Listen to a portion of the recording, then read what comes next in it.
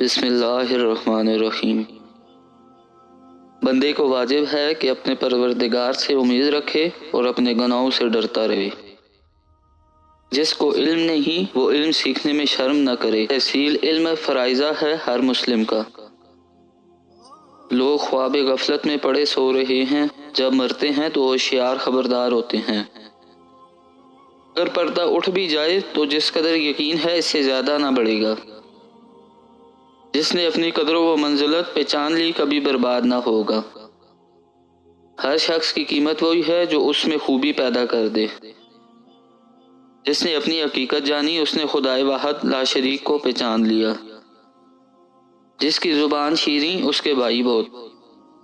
نیکی سے مراد آزاد غلام ہو جاتا ہے۔ بات پر نظر کرو کہ کسی کہنے والے کو نہ دیکھو۔ مصیبت پر گھبرا جانا پوری محنت اٹھانا ہے۔ کھانے کی حرص اور بد ہضمی ہو تو صحت کہاں۔ تقوی سے پڑھ کر کوئی کرامت نہیں۔ جہل سے زیادہ معالج کو عاجز کرنے والا کوئی مرض نہیں ہوتا۔ جزاک اللہ۔